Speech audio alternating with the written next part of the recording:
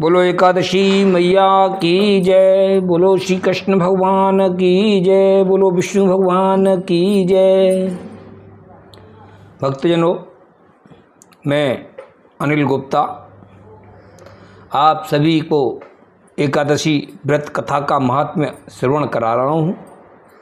आशा करता हूँ कि आप सभी इस पवित्र व्रत कथा को सुन रहे होंगे और आनंद लाभ ले रहे होंगे।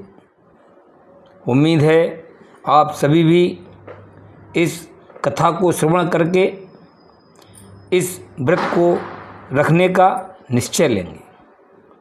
आइए श्रवण करते हैं आज 23वां अध्याय कार्तिक कृष्णा रमा एकादशी की कथा।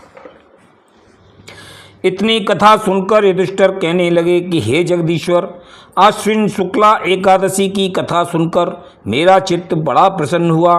अब कार्तिक कृष्णा एकादशी की कथा को कहने की कृपा कीजिए। भगवान मुरली मनोहर ने कहा कि हे युधिष्ठिर, कार्तिक कृष्णा एकादशी का नाम रमा है।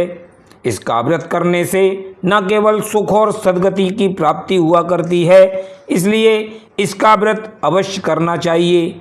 अब मैं आपके सामने सभी पापों और कष्टों को नष्ट करती हुई सुख और स्वर्ग देने वाली इसकी कथा कहने लगा हूँ, सो ध्यान लगाकर सुनने का कष्ट कीजिए। हे राजन, पहले जमाने में एक मुचकुंद नाम का बड़ा प्रतापी राजा था।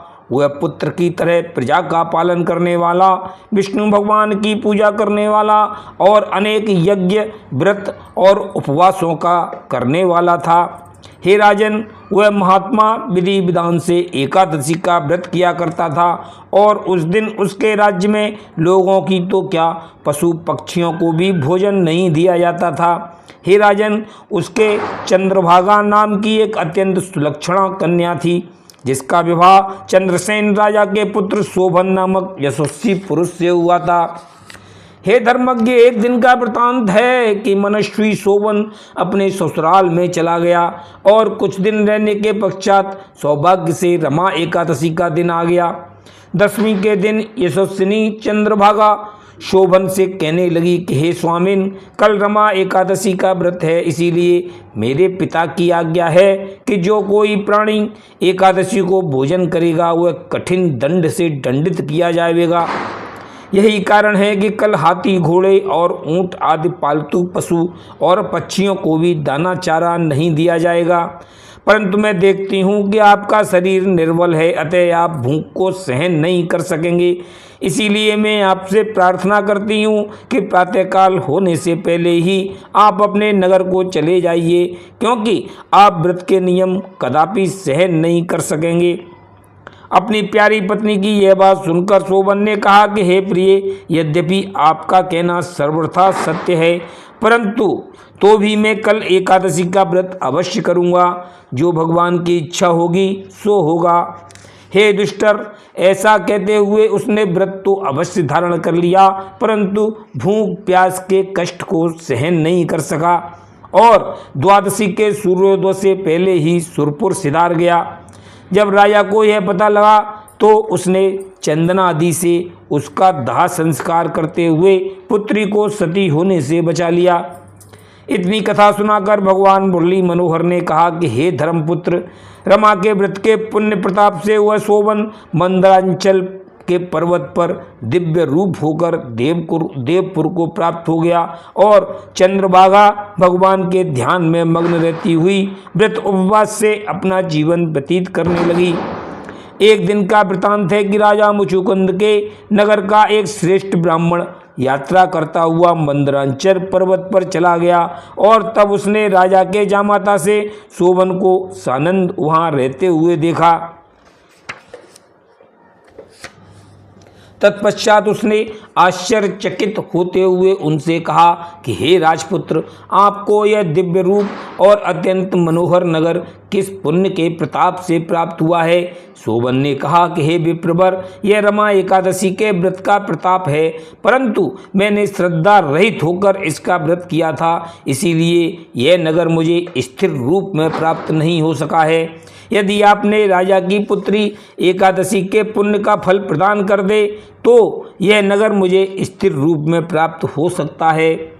हे राजन, शोभन के मुख से यह समाचार सुनकर ब्राह्मण अपने नगर में आ गया और चंद्रभागा से सारे समाचार कहकर उसे शोभन का सब पता ठिकाना बता दिया। विप्र के मुख से स्वामी के समाचार सुनकर चंद्रभागा के आनंद का कोई ठिकाना ना रहा और वह उसी समय वहां से पिता की आज्ञा प्राप्त कर मंदरांचल की यात्रा के लिए रवाना हो गई।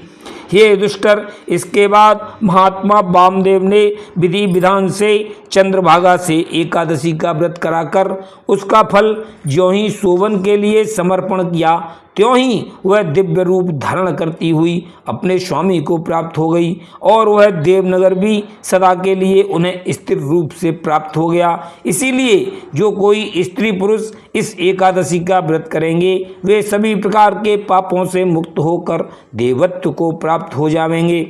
हे राजन, शुक्ल पक्ष और कृष्ण पक्ष की एकादशियों में कोई भेदभाव नहीं समझना चाहिए।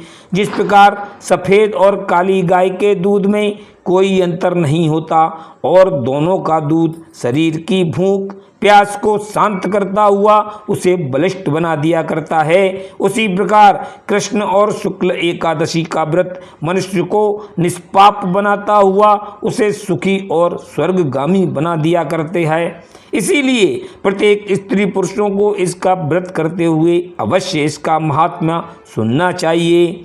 इति श्री ब्रह्मवैवर्त पुराणे कार्तिक कृष्णा रमा एकादशी व्रत कथायां निवृश्य सतीतो यो अध्याय समाप्त। बोलो श्री कृष्ण भगवान की जय, बोलो एकादशी मैया की जय, बोलो विष्णु भगवान की जय।